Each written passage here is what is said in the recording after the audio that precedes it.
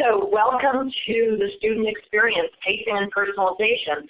It's a Making Mastery Work webinar, and we'll hear a little bit more about that in 1 second. Sorry, I'm a little bit discombobulated from all these tech issues. Let me focus. So I want to welcome you because we have 3 incredible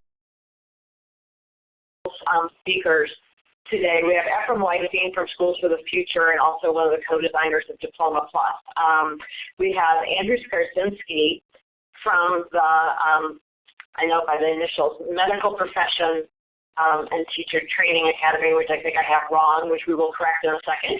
And then we have David Osborne from the National Center for Education and the Economy. Before I start, I want to give you a little background for those of you who are new to CompetencyWorks. I recognize most of the names, but not all, so let me just give this background. CompetencyWorks is a project of the International Association for K-12 Online Learning. iNicole is a nonprofit organization with over 4,000 members focused on student-centered new learning models using online and blended learning that are competency-based. iNicole's #1 policy priority is moving away from seat time to competency education, supporting policies and practices that provide more effective learning for students. iNicole is pleased to partner on the CompetencyWorks project with so many terrific organizations. We couldn't do this work without our partners, the American Youth Policy Forum, National Government Association, and Jobs for the Future, and our terrific advisory board. You can find our advisory board at competencyworks.org. We'd also like to take this opportunity to recognize the leadership and generosity of our funders. We have a special thanks to Nellie May Education Foundation. They've been an outstanding partner, and none of this would be possible without them. So a little bit about CompetencyWorks.org. We're dedicated to creating a virtual learning space for those of you advancing competency education across the country. As you probably know, you can find blog posts written by students, teachers, principals, consultants, and state leaders sharing what they're learning. We periodically write briefing papers on topics that are of high interest. We'll be releasing one on state policy and one on information management systems in the next month. And we offer the Competency-Based Pathways Wiki so that you can find additional resources when you need them. So this is where you find the wiki on this little blue button, and it'll take you to tons of information. This webinar will be archived, and resources can be found at the Competency-Based Pathways Wiki. You may want to create a tab so that you can take a look during the webinar. And let's see. Oh, yes. During this webinar, we highly encourage you to use the chat room. We really see this as an opportunity for peer-to-peer networking, and we found that this is a vital part of our conversation. Please introduce yourself now if you haven't yet, and let us know where you're from and what's your interest in competency education. Feel free to ask questions, comments, refer people to resources, and talk about how your work is developing. We have an incredibly knowledgeable group of innovators participating in the webinar, and we really hope that if you approach things differently than it's being described in the presentation, that you will share your insights in the chat room. Now, please ask your questions in the chat room. We have 2 points in the presentation where we will pause and respond to questions, and Rob Darrow from iNicole and myself will draw out those questions and then ask the panelists the questions. Okay, let's see. So what we're going to do for here's the overview. I'm going to give you a bit of an introduction to competency education, and then we're going to hear 2 very, very different approaches to pacing and personalization. And this is just an incredible opportunity to really think about the design choices to make sure that all students are being able to stay on pace and on track towards college and career readiness. And at the very end, we will do upcoming events and resources. So competency education, a working definition. So hopefully everybody has seen this. States and schools are using different language to talk about competency education, such as proficiency-based or mastery-based. It's fine to use whatever language you want. What's important is that we are really working towards a shared definition and understanding. In front of you is the definition that CompetencyWorks uses based on input from innovators in the field.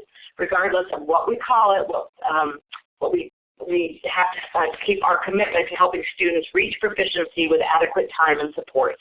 We really keep a very strong focus on quality in all of our webinars and all of our work that we do in CompetencyWorks. In the current system, we're allowing some students to progress without the skills they need, and others are being held back this definition is driving towards this concept of quality. Each of the elements is important, and if you have any questions about the definition, you can find there's a more detailed one on the wiki. So now let me introduce our panelists. As I said, we have Ephraim Weinstein, founder of Schools for the Future. We have David Osborne, engagement manager for the National Center for Education and the Economy, and Andrew Skarzynski, who I apologize, I almost got the name of the school right. It is Medical Professions and Teacher Preparation Academy. I've not had the opportunity to visit, but I have been hearing great things about the school, so I'm really looking forward to this conversation. So I'm now going to turn it over to Ephraim Weinstein, who actually, let me take a minute to say this. Ephraim is the person who introduced me to competency education about 20 years ago. It was the first time I'd ever heard of it, and I've learned pretty much everything I know I've learned from Ephraim. And he also is one of the co-authors of Making Mastery Work. So he's going to give us a little background about Making Mastery Work, as well as talk to us about the designs in Schools for the Future. So Ephraim, I'm going to put my phone on mute and hand it over to you. Thank you, Chris.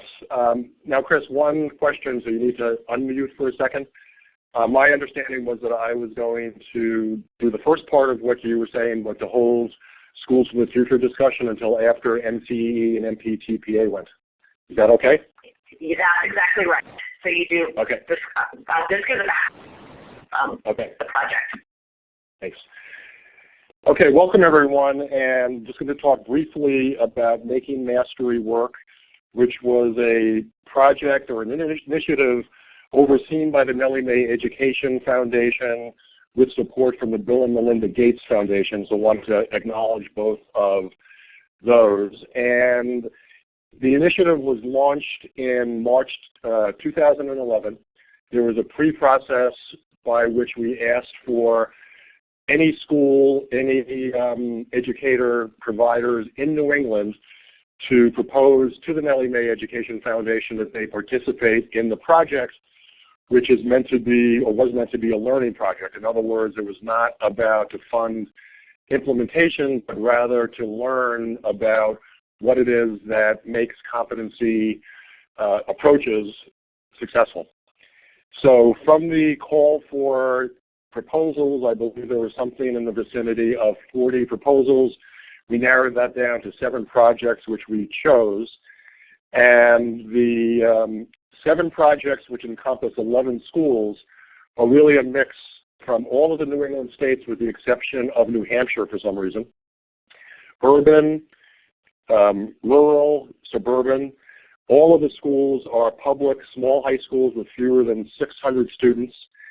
And the one piece bringing everyone together, again, was a commitment to be testing out what it meant to be approaching the work from a competency-driven approach, which really means, just for sake of clarity, really 2 main definers. One is that it's all about focusing on mastery. So there's a set of mastery goals / standards that every school has identified for every student at different levels. And then the issue of time and pacing, with the idea that time is a variable. So it might take Ephraim 5 years to graduate, but he graduates college ready, and it might take Chris only 3 years to graduate college ready, because that's what she needs. So the time is variable, but the goal of proficiency and graduating college ready is the same for everyone. So the participants in the initiative were, first of all, Big Picture Company, which is an intermediary with 2 schools, Boston Day and Evening Academy in Boston, Massachusetts, as you might expect, Casco Bay High School in Portland, Maine. Diploma Plus, my former place, was the second intermediary that was basically sponsoring 3 schools, the Champion High School in Brockton, Charleston High School in Massachusetts, Boston, and E-Cubed in Providence. Gray New Gloucester High School, which was actually the middle school and the high school, which is in Maine. MPTPA, which you're going to hear more about today, and Virgins Union High School, which is in Vermont. So in terms of the highlights of, and if you haven't gotten the executive summary of this, you might want to ask Nellie Mae to send it to you, or you can also download it at their website. But the main conclusions, and I'm going to kind of go through this quickly, the main conclusions of the paper are, A, what I already said, the two key distinguishers are measurable definition of mastery, and second, the flexible use of time.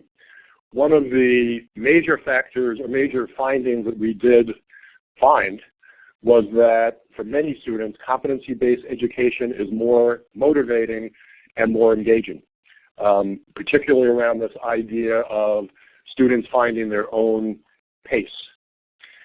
We also found, surprise, surprise, that one of the main difficulties in doing this is the fact that the traditional world still thinks in terms of traditional schedules, credits, transcripts, etc., so that makes translation an issue.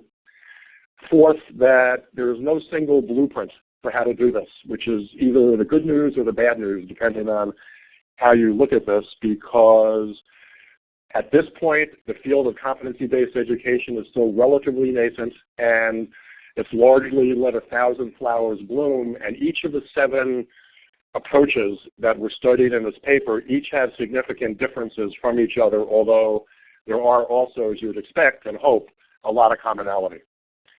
The other huge issue in terms of the challenge is around the type of technology tools that we have in terms of everything from tracking student progress to other applications of technology. And we heard over and over again from schools that were participating in this, the frustration with purchasing a particular tool, whether it was a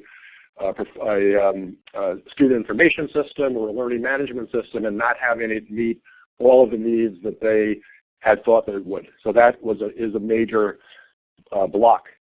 And lastly, that we do think, which is the good news, is that competency-based education, we believe, is likely to expand over the next couple of years because of a number of favorable policy and other external conditions that we may talk about later on. So I'm going to stop yapping with that and turn it back over to Chris.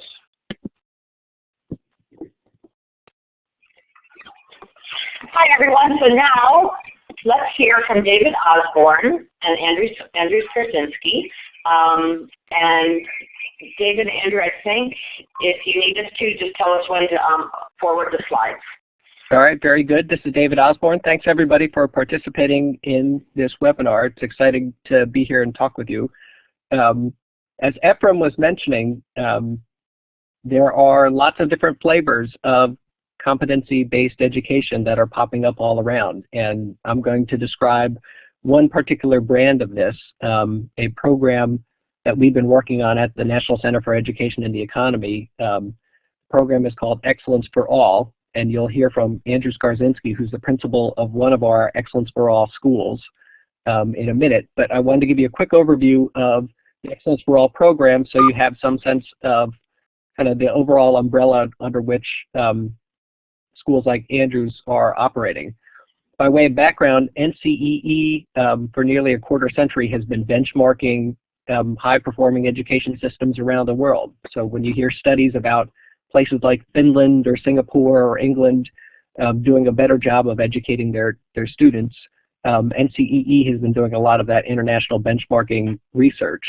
And the Excellence for All program is an outgrowth of kind of the lessons that we've been able to learn from some of these high-performing educational systems around the world. Next slide, please.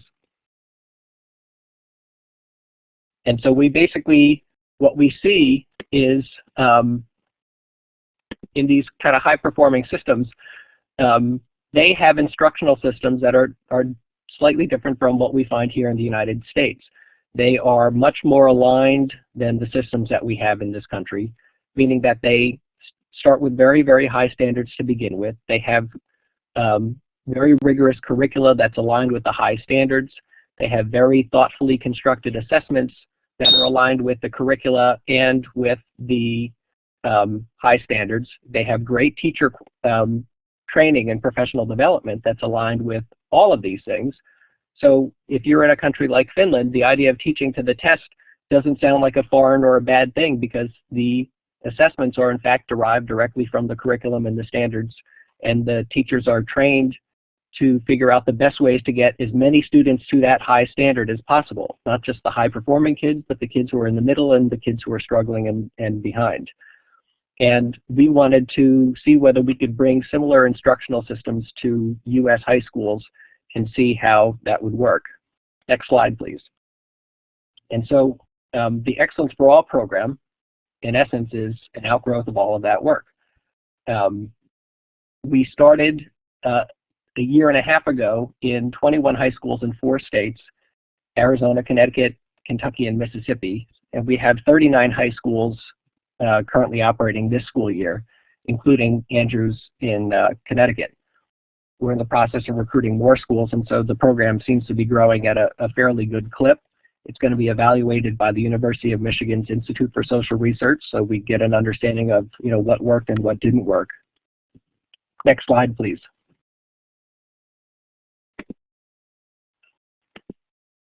One of the big things that NCEE has brought to this program is the work of a technical advisory committee that has certified some leading instructional system providers, including the University of Cambridge International Exams, ACT Quality Corps, College Board AP, and the International Baccalaureate program. They have set qualification scores in a number of the major subject areas that the students have to take. Ephraim had talked about 2 different elements being common for all of these competency-based educational systems. One of them is a measurable definition of mastery. For the Excellence for All program, we divide high school into 2 different sections, a lower division and an upper division.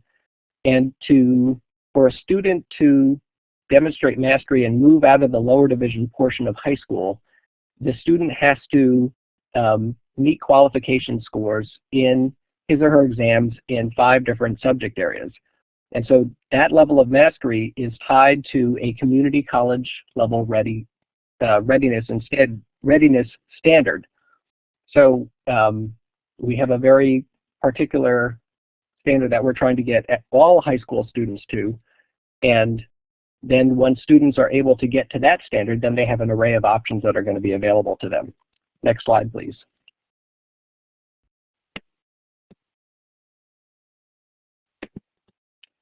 So as I said, we divide high school into 2 different portions, a lower division portion and an upper division portion. In the lower division, as you can see on the left-hand side of the slides, they're required to take 2 English courses, 2 mathematics courses. They have to complete exams and pass their exams in Algebra 1 and Geometry. They'll have 2 lab-based sciences, typically biology and chemistry. They'll have 2 years of history, U.S. history and a world history course, and 1 year of the arts. And we're fairly flexible on the arts, but our feeling is that we want to have well-rounded students coming out and not students who are just focusing on the kind of maths and Englishes, as we've sort of been focusing on in large degree over the last decade or so, in part due to some of the federal requirements that have been coming down. If students pass all of their lower division end of course exams in these 9 areas, then they have an array of options from which to choose. They can either remain in high school and take an upper division academic program that prepares them for very rigorous and competitive 4-year colleges and universities. They can focus on a career and technical education path if such a path exists for them in their high school or in their region. They can do a dual credit program if such a program exists in their high school and with a local area college. Or if they prefer, they could actually leave high school early with a proficiency-based high school diploma and matriculate directly into community college without the need for remediation. Next slide, please.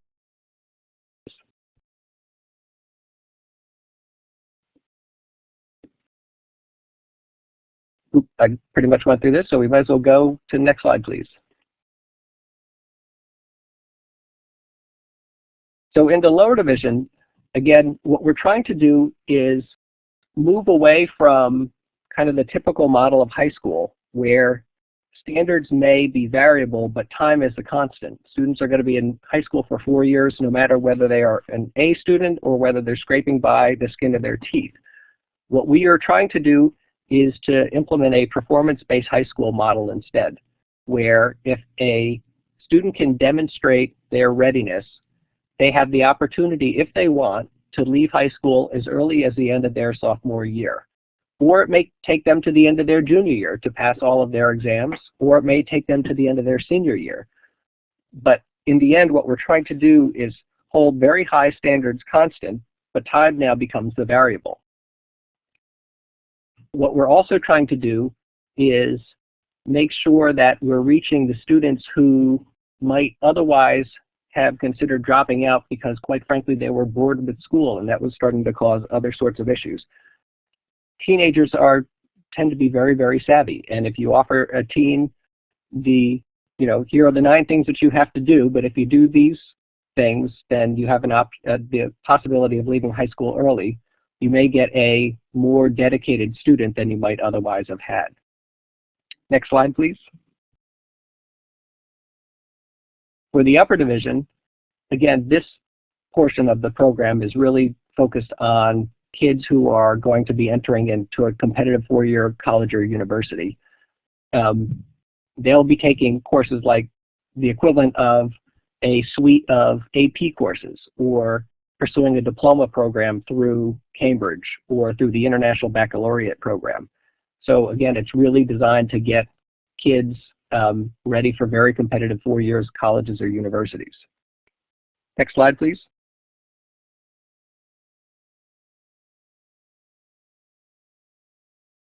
And so, what does all of this have to do with pacing and personalization? All of the schools in the Excellence for All program really have to do a good job of looking at the data regarding the students who are entering into high school. What do we know about them? What do their scores and performance indicate? Where do they need help, and where are they going to need support? And so we strongly encourage all of our participating Excellence for All schools to really dig deep into the data, find out what's going on with each of these students, and figure out whether they're ready for the rigor of the program or whether they need certain other supports before they may be ready. So for example, if a student is known to be 2 or 3 years behind in mathematics, or a couple years behind in their reading levels, they may not be ready for the freshman year course load and may require, for example, a year to catch up. Pacing is a huge issue, whether it means pacing to help a student complete a certain course over the course of 1 year, or maybe that course may need to be stretched out over a year and a half. There's different ways of looking at how long it may take a student to master a particular subject area. We also do a lot in terms of the data that we get back from the end of course examinations, each of which provides sub-scores in each of the subject areas. So the teachers have a good sense of where the students went wrong on their end of course examinations and can design very personalized programs of study to help the student prepare to retake the exams and hopefully pass them the next time that they take them. And so next slide, please. And so with that, I'd like to turn it over to Andrew Skarzynski, who is the principal at one of our Excellence for All schools, Medical and Teachers Preparatory Academy. So Andrew, why don't you take it away? Okay, thank you, David. Can everyone hear me at this point? David, can you hear me? Yep. Okay, so we as a school began in August of 2010, and one of the important things to realize is that we are still considered a brand new school. We began with grades 6 through 9 and 2 preschool classrooms that supported our education preparation theme. And we've grown to 333 students this year in grades 6 through 11. And one of the purposes behind our school came out of a landmark court decision, Sheff versus O'Neill, which charged that the state of Connecticut was responsible for the racial and socioeconomic isolation of the city of Hartford. So over 50% of our students come to us on free and reduced lunch programs, 22% of our students are non-minority, and we have 77% of our students are female. So we have some interesting demographics. Next slide, please. Really our model that we've worked with, and David has spoken much of this, is we are implementing the Cambridge International General Certificate of Secondary Ed curriculum for all students in grades 9 through 10, and this is in conjunction with the NCEE's Excellence for All. One of the pieces when we were approached with this opportunity, our primary goal was really to empower students with the knowledge, skills, attitudes, and competencies to be successful in really a highly competitive international marketplace, as well as to enter college without the need for remediation. And our secondary goal is really to provide students with the academic skills to pursue their own learning beyond the prescribed curriculum, especially regarding our two themes of the medical professions and teacher preparation in the fields of healthcare, both healthcare and education. Having that mindset of being a continuous lifelong learner was really critical. And for us, being able to look at programming decisions that would really impact students and really facilitate that mindset was critical for us. Next slide, please.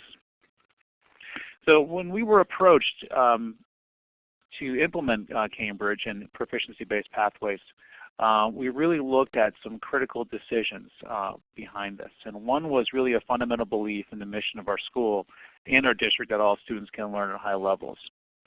We are in an expanding district. We started with we were 8 schools as little as 4 years ago, and now we're up to 18, and much of this came out of this desegregation and reducing racial and socioeconomic isolation. It was also to provide it was an opportunity to really develop a unique learning environment, and seldom is there an opportunity to really create a school and develop the learning environment that we would like, and this really fit with as well as establishing the sense of urgency and purpose for our high school students. Several of our teachers, and including myself, had served on freshman failure committees. We had looked at what typically happened with high school students when there wasn't that sense of urgency, and really that sense of purpose of what students need to do. And the opportunity to create this sense of urgency we found was critical in helping develop our students and raising their level of expectations for themselves. We have a young staff. Relatively, the majority of our teachers have fewer than 5 years of experience. And Cambridge itself provides extensive professional development really to enhance their understanding of teaching and instruction, as well as looking for exemplars of student work and great examples of what we expect students to be able to know and do, and as well as the clarity of learning outcomes for all students. Next slide, please. So our model in this whole mindset of work hard, get smart, we started with 9th grade in the previous school year in subjects of English, world history, math, and science.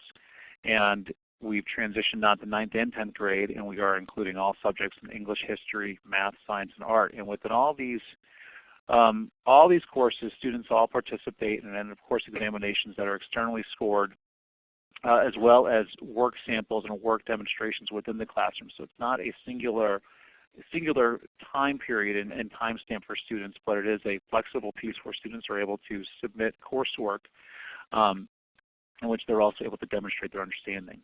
And David mentioned their technical advisory board's been working on benchmark or qualification scores, and they lead to a performance-based high school diploma.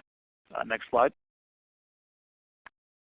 In terms of pacing and personalization, and this is, as David mentioned and Ephraim has mentioned, this has been a challenging area. But students do have the opportunity to participate in these end-of-course examinations until he or she receives a qualification score.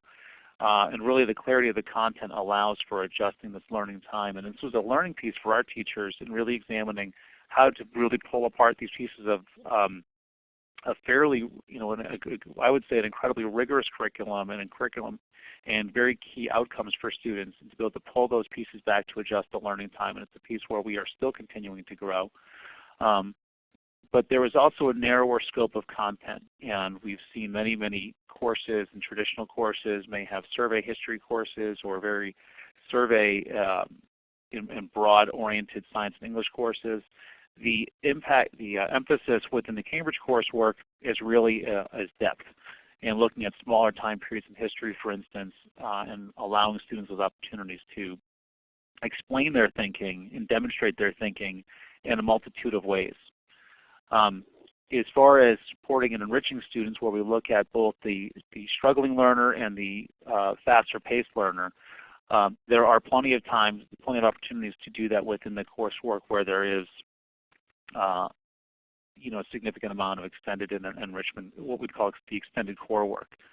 But one of the pieces that we also found for support was really this level of assessment literacy. And we can talk more about this in a little bit, but we found that it was critical for students to be able to learn what the tests were, what the qualification exams were asking, and what the work was asking, so that they could more adequately substantiate and demonstrate their understanding. Next slide, please.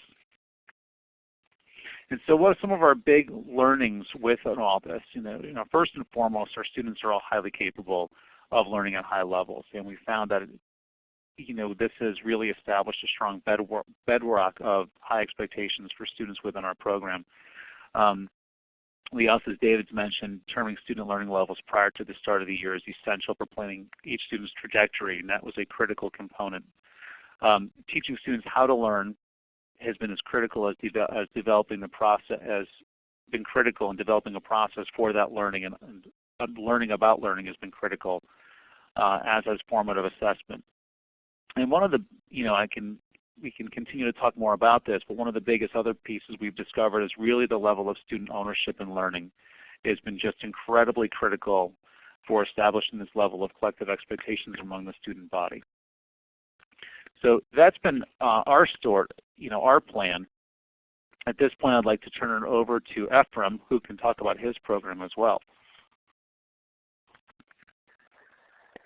Thanks. Yeah, we're going to do questions. 1 minute after you'll be on. Okay, so David and Andrew, we've had a couple different questions. One clarifying one. Andrew, at your school, could students graduate by age 16? Or under state of Connecticut law, yes, students could apply for what's called the board examination certificate and be able to move on after demonstrating that they've met the qualification scores necessary to graduate. And that would be a successful qualification score within Cambridge examinations.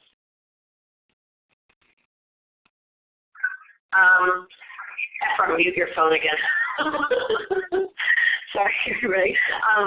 Charters and districts. So, David, could you give us a sense of when you look at all the schools in your network, how many of those are charters and how many of them are district-run schools? The vast majority of them are public district-run schools. I think we have maybe 5 or so schools out of the 39 that are charters, but the vast majority of them are your traditional public high schools.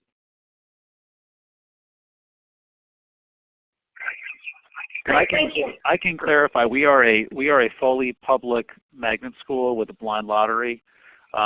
We don't have any the only sort of benchmark assessments we use for students are for really determining what interventions and enrichments need to be put into place for kids, but we don't have any sort of entrance exams like magnet schools and other places may. We're purely a blind lottery. Great, thank you. And one other one, and let's start with Andrew on this. Have you found that there's any federal policies or mandates that get in your way or make it harder for you to do your work as compared to state policies? We still exist within a credit-bearing world, and that's a piece that we continue to work with and try to work around. The Connecticut state law is fairly strict in terms of what their graduation requirements are. We're fortunate to be in a transitional period between what the old policies were and between the implementation for new high school reform across the state of Connecticut. But I will say that continuing to work around those graduation requirements is still a bit of a challenge.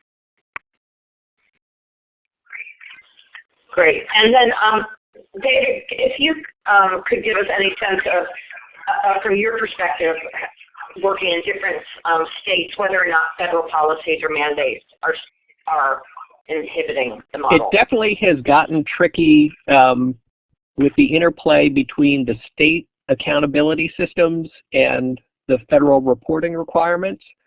And there's a little bit of a parallel track that's been going on in some of the states where, because they're not quite sure how this all works, students have been required to take both the end-of-course assessments that are required by our program. So, for example, in Andrew's case, he's using Cambridge as his provider, and so the students take the end-of-course examinations in each of the Cambridge subjects. But then students are also having to take the state accountability tests. In Kentucky, it worked out really, really well because Kentucky wound up going to ACT Quality Core as the basis for their state accountability testing. And so all of the Excellence for All schools in Kentucky are using ACT Quality Core end-of-course examinations. And so that works out really, really well. In Mississippi, where we have a couple of Cambridge schools similar to Andrew's, kids have had to take the Mississippi SATP2 test as part of their state accountability system, but then also take the Cambridge end-of-course examinations. We're kind of working with the state of Mississippi right now on a kind of mapping that would allow students to just take the Cambridge end-of-course examinations in lieu of the state accountability tests. But that's been a little bit of a tricky process, and it's also tricky in the state of Arizona, which also has its own state accountability tests. And so there is a bit of an interplay in terms of the reporting requirements. And what we don't want is to have our schools be disadvantaged because their students, in essence, are really taking much harder end-of-course examinations. If you've seen a Cambridge end-of-course exam, and Andrew can speak to this, the students are really, really stretched. There are no multiple choice sections, with the exception of there's a small multiple choice piece in the biology end-of-course examination. But when they're taking the history test, for example, they are analyzing questions having to do with history and historical eras, and it's all essay writing, and it's all, using really good analytical approaches and problem-solving approaches to solve, historical questions and kind of describe a narrative arc of history.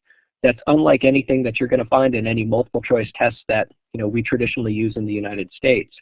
And we don't want schools to be disadvantaged and have lower accountability scores because their kids are taking harder exams. And so that's been a bit of a challenge that we've been working on in each of our states. Thank you, David. That's very helpful. Okay, Akram, we are ready to hear from you now about Schools for the Future. And I've had a chance to see the Schools for the Future in its, I think, third week in Detroit, and it's very exciting. So I'm going to mute Akram, and then just hopefully want the slides forwarded. Okay, thanks, Chris. So yeah, Schools for the Future, first of all, let me just say that we are still very much in the pilot stage. We opened up one school, which was a partnership school in Jacksonville, Florida, in August of 2011. I think I have that right. And we just opened up our first charter in Detroit this past September 2012. So we have, at this point, opened up just two schools. The school in Jacksonville, just in terms of transparency, is a partnership with the public schools, and by agreement of both parties is only implementing certain aspects of the school. So I'm going to really be referring to the Detroit model in terms of where you could actually see the things that I'm referring to. In terms of the first slide here, I only want to highlight on the bottom the support that we've received and just kind of tell you a little bit about what each funder has provided. So Mott Foundation gave us a grant to do the R&D work, to basically have the privilege of bringing together a team to think about this nearly 5 years ago before we even launched the school. The Walton Family Foundation is providing some funding in Detroit for operations. The Noyce Foundation gave us some money for curriculum development. Carnegie Corporation of New York City gave us some early implementation and R&D dollars. Michigan Future Schools, which is a collaborative of the Skilton Foundation and other funders in the Detroit area dedicated to improving education in Detroit public schools. Gave us a lot of money for startup activities in the Detroit school over 4 years. And finally, Next Generation Learning, we competed quite hard and were given a grant by Next Generation Learning for our startup in Detroit to demonstrate blended technology. So thank you to all of those funders. And now let's get to the good stuff. So I only have 3 slides, and I'm going to just speak for about 8 or 9 minutes on this and then open it up for questions. So first of all, let me try to draw a picture in terms of who we're serving and what our strategy is. So unlike Diploma Plus, my previous model, this is a model for students who have never been in high school. In other words, we're reaching down to middle school grades, in some cases even 6th, but typically 7th and 8th for students who are far off track and by age and skill level should be in high school but are not. And we are then labeling all the students who are coming in to our school essentially as 8th graders, in some cases 9th graders as well. So these are middle school students who are now leaving middle school and coming to us for a multi-year strategy within high school. So the second, in terms of who the student might be, imagine a 16-year-old who is reading and doing math at a 3rd or 4th grade level, should be in high school but is still in the 7th grade. That's our typical student. So then our actual strategy is we have gotten rid of the typical high school and middle school grades and instead replaced it with 4 performance levels, which I'll refer to later on and explain what those are. And lastly, and these are each geared or benchmarked to particular performances for students to be able to leave one level and move into the next. And finally, blended technology is a huge part. We don't define our school as being a quote-unquote technology school, but I don't think we could do what we're doing without it. 24/7 learning is about, as the title said, learning both within and beyond the walls, so that students log into our learning management system. We're using Canvas to be able to do additional math or reading or any of their subjects from home. There are some issues with that I'll describe later on, but most of our students can do that.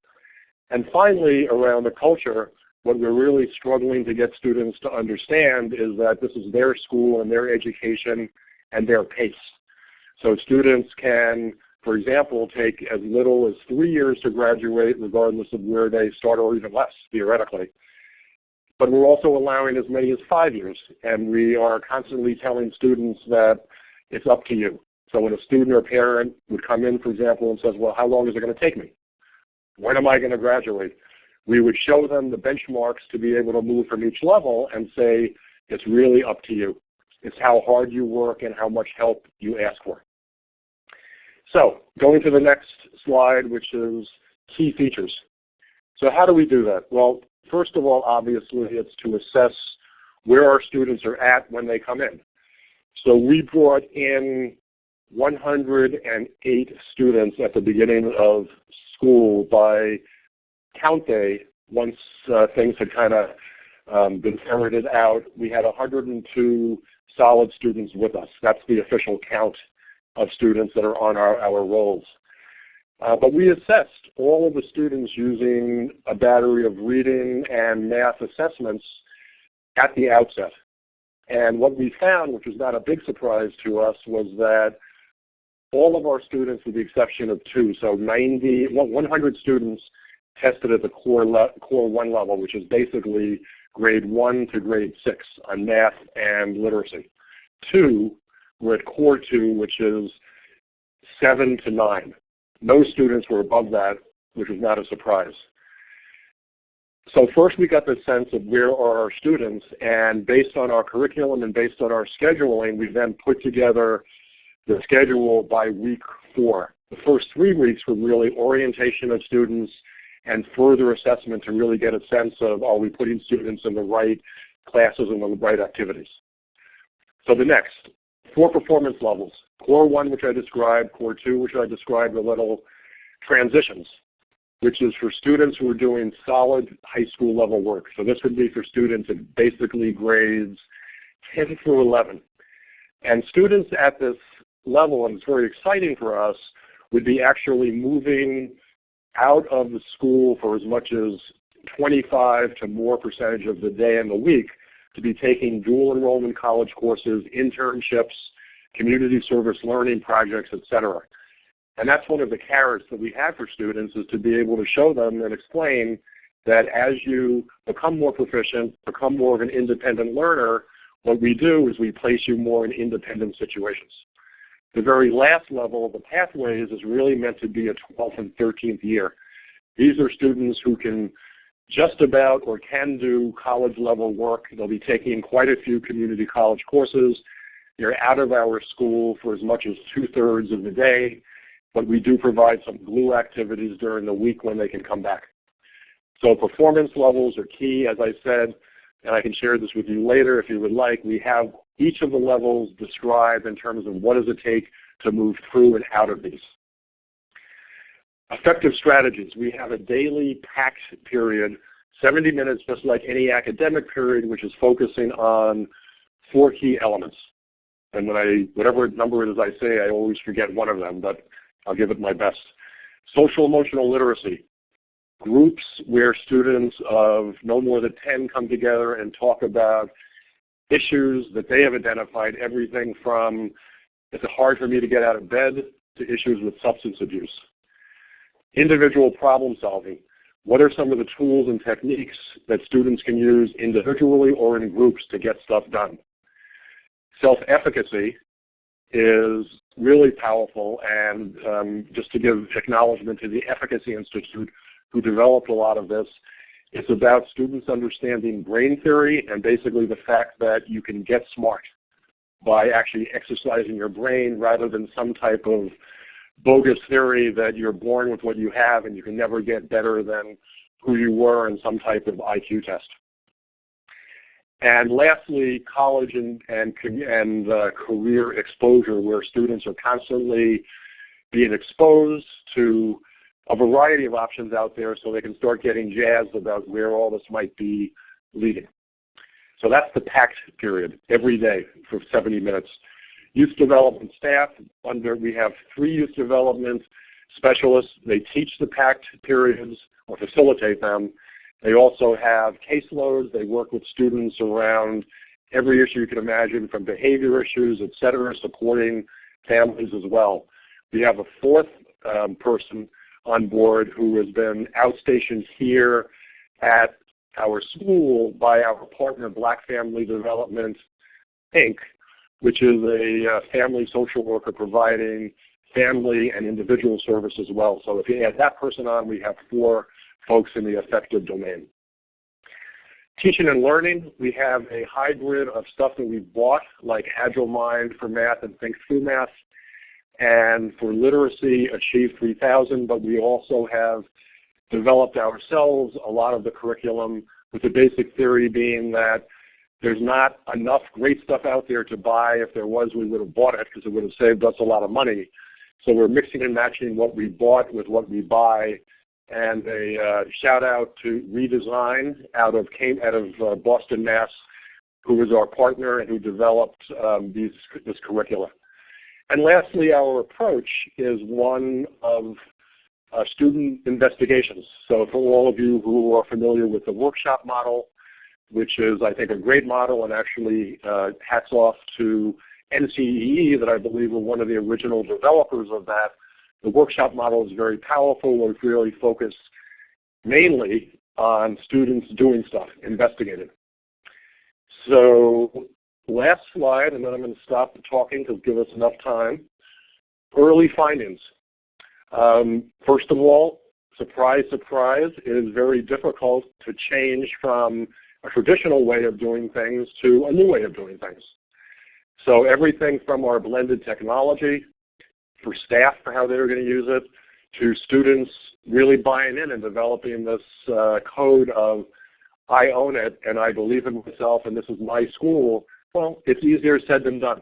and it's a constant work in progress.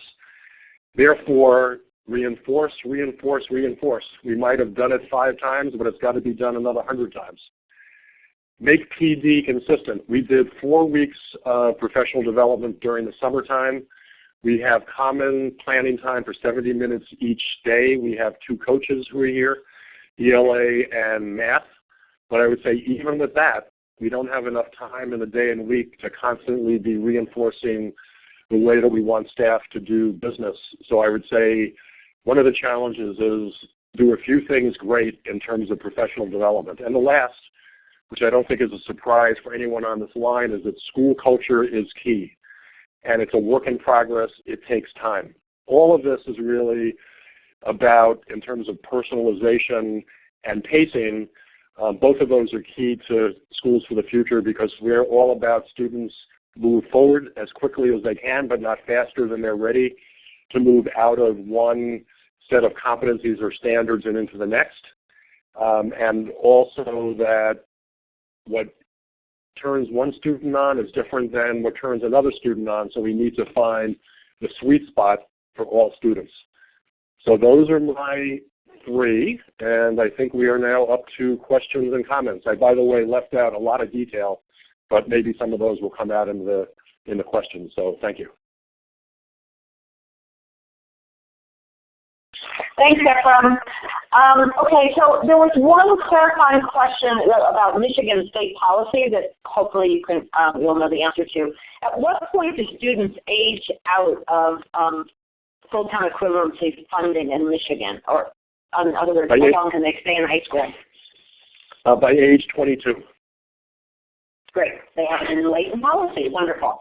And that's why, just in terms of this question, we don't take, well, we basically take students 14 to 18, but we are assuming that the most that any student will have is 5 years with us. So you can do the math in terms of if a student is 16, we think we can do it. If a student is 18, we might have a problem.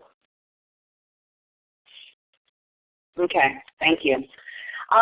Anybody, if there's other questions, we didn't get as any other specific questions about your model. I'm looking. But Ephraim, perhaps you could take this time, when you think about personalization, how do you, or what exact elements beyond kids being able to take the time they need, what are the other elements of personalization that you have in your model? Well, I would say on the academic side, and then I'll talk about the affective side. On the academic side, it's, not only here are the standards and you take the time you need to be able to meet those standards, whether it be a week or a month or longer. So in addition to the kind of time on task, there also is the how. What are you actually going to be engaging in? So our curriculum is meant to offer students options, and they're making choices about, I'm going to meet this standard by doing a presentation to the class, or I'm going to meet this standard in some other way. So we give students options in terms of how they can demonstrate and meet that standard, as long as sometime during their high school career, we're being sure that they've kind of used a lot of different approaches for learning. So we don't want students who are shy, for example, to never in their 5-year high school experience to ever do public presentations. We might say you don't have to do this for the first 2 years, but we will say you need to do this before you graduate. So that, on the academic side, is the personalization. On the affective or youth development side, every student has their own plan. And the plan is both about what they see themselves doing in career, who they see themselves as now, what some of the strategies are that they might want to use with their counselor and during pack time to get stronger and overcome problems, as well as what some of their long-term college goals might be. So in both youth development and academically, I would say that there are choices every day and every week that we're asking students to make. Great. And then on the element of pacing, how do you make sure that kids are, what does on pace mean? Or how do you make sure that kids are progressing in a way that's meaningful and not just hanging back there? Yeah, again, a great question, and we have done the math, so to speak. So we have determined that the maximum that we can have students with us to succeed, given a bunch of issues, including aging out, is 5 years. So we basically have told ourselves that we have a calculus in mind where we're expecting that students are going to be able to move through the 4 levels in no more than 5 years. So whether that be, right now what we have is basically we have 102 students began, as I said, 100 were in Core 1, 2 started in Core 2. By November, we had moved 46 into Core 2, with the remainder, about 54, being still in Core 1. By next year, most, if not all, of the students who were in Core 2 are going to be in transitions, and we're basically telling the Core 1 students that they have to move it in order to get at least into Core 2 by next year, if not farther. So we do have these kind of calculus that we're using to be able to tell students, you need to move faster. That's interesting. So the students are clearly, obviously, then partners in this. Thank you very much, Ephraim. That was very helpful. So before I talk about the upcoming webinars, because we've got 5 minutes left, I just wanted to, these are my notes of some of the key themes that were coming out from this conversation. These are such different models. And in addition to the flexibility on time, we have the narrowing of the curriculum, narrow over broad, deeper is important. The issue of assessment literacy of students, that's the first time I've ever heard that in a conversation. We hear about assessment literacy for teachers, but I've never heard that for students, and it's a very interesting point. Making sure that you determine where students are, hopefully before early on in the year or the year before, so that you're actually teaching to the level that they're at. Important for kids to learn how to learn. Thinking about both the affective and academic elements of a student's educational experience in terms of both pacing and personalization. Having individual plans. And I'm sure there's a lot of other things other people have pulled out. And if you hear any other key themes that you want other folks to pay attention to, please use the chat room right now to share kind of the big ahas you might have had. So I just want to thank all of our panelists, David, Andrew, and Ephraim. You all are doing amazing work, and thank you so much for taking the time and sharing. I know that as a country, we'll be learning more and more about pacing and personalization as we go forward, especially with being able to use blended learning. So we just got another question from Todd. Ephraim, maybe if you can see the chat room, maybe you might be able to answer it. But we are out of time, I'm afraid. So our upcoming webinar. So the next one is spanning the grades. It's the superintendent and the director of curriculum instruction from Gray, New Gloucester, and Maine are going to talk about their whole district reform, and they are going to talk about they rolled out from elementary to middle and then to high school. So they're going to talk about the different models. A lot of times questions come up about elementary school. And so we'll be able to cover that there, as well as the differences between the different age groups and then what the district had to do to make all this happen. We're very excited. We're, in fact, finishing up the final touches right now on reengineering information technology, design considerations for competency education. And our panelists will be Liz Gloa, who has actually been on this webinar, and Susan Patrick. And then on March 21st, Laura Shabilla and myself, and we're not exactly sure who yet, will be talking about the learning edge, supporting student success in a competency-based learning and environment. Somehow that word came up in a competency-based learning environment. And we will be returning to the issues of pacing and personalization there because they're so important to making sure that kids are always in their optimal zone of learning. So I want to thank everybody for coming.